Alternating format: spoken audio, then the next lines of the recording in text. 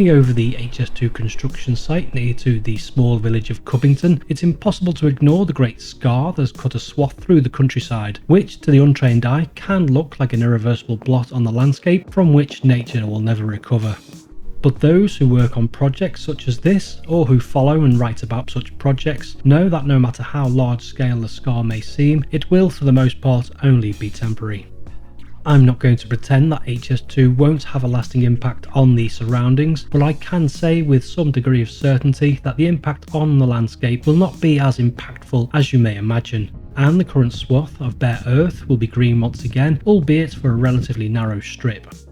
The railway itself will be approximately 19 metres wide, and this will consist of 2 tracks mounted onto a concrete base, drainage channels, line-side paths on each side for track workers, cable troughs and catenary masts. This compares to a 3-lane motorway that can be up to 35 metres wide with a hard shoulder on either side and central reservation. This image from a HS2 info sheet highlights the difference between the two, which despite HS2's lesser width can actually transport more people per hour than a 3-lane motorway with average car occupancy.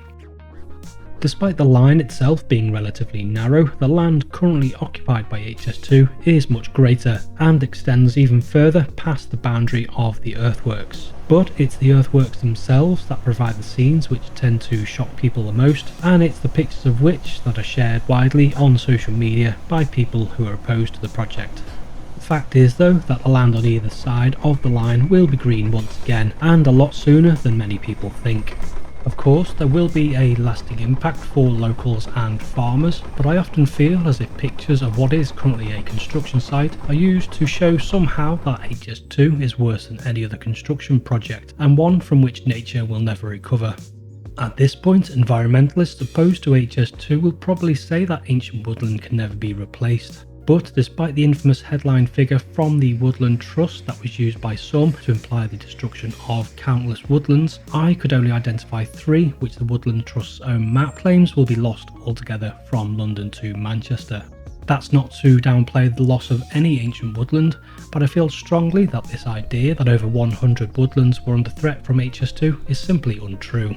The Woodland Trust's own map shows that many of the woodlands included within the original figure used for their report will not be touched at all by HS2, but the Woodland Trust only deemed that they would be impacted in some way.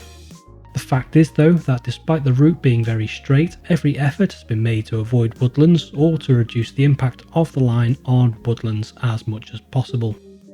In some cases the mitigation is more apparent, such as the mile-long twin-bore tunnels that have been excavated underneath Long Itchton Wood, or the 10-mile-long tunnel underneath the Chilterns.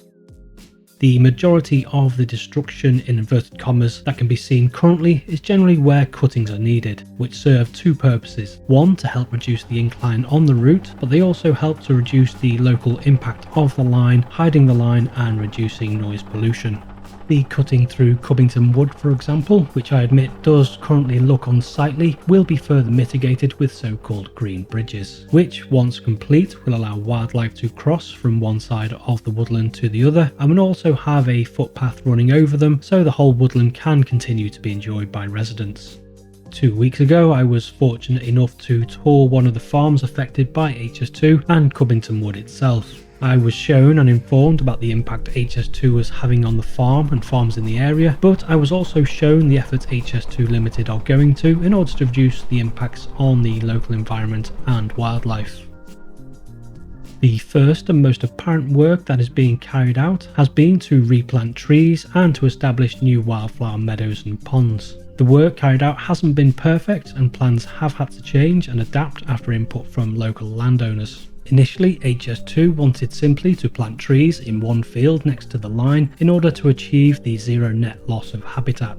But after lengthy discussions with the landowner, it was decided that a longer and narrower strip next to the woodland would be better, as this would retain the most valuable arable farmland closest to the farm itself and would also provide a better wildlife corridor that has the same footprint as the original area designated for planting.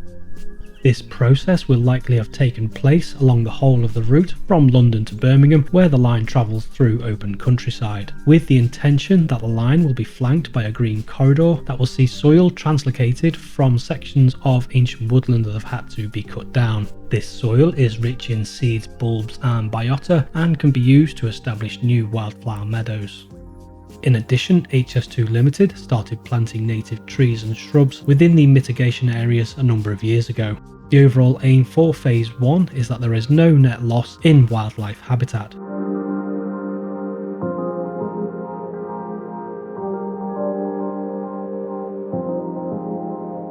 In total, on the route from London to Manchester, HS2 intends to plant 7 million trees and shrubs, and on Phase 1 alone has already planted over 700,000.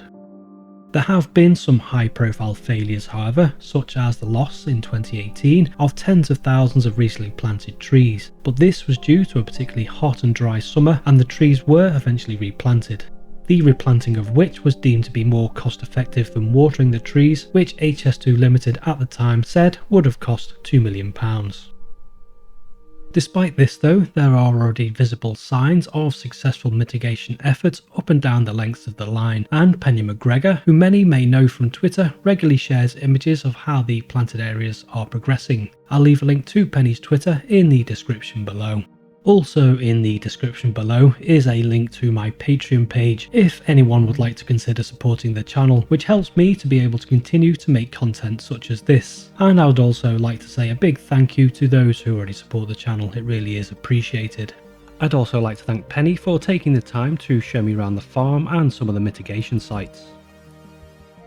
HS2 aren't just concerned with replanting trees and creating new natural wildlife habitats, they are also monitoring the existing wildlife and wherever possible trying to reduce the impact that the current activity is having on local wildlife.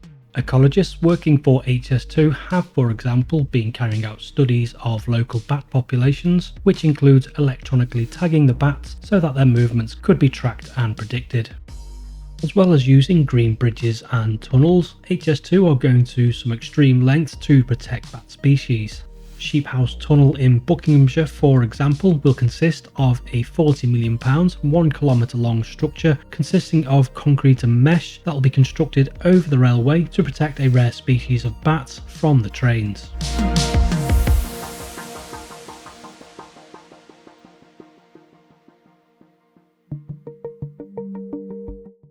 I know this video will not win around everyone, and perhaps the scale of the construction will surprise and even appall some, but I hope I've at least helped to demonstrate some of the lengths that HS2 Ltd are going to mitigate the impacts of the line, and I'm fairly certain that those viewing the site in 10 or 15 years time will hardly notice the new line at all.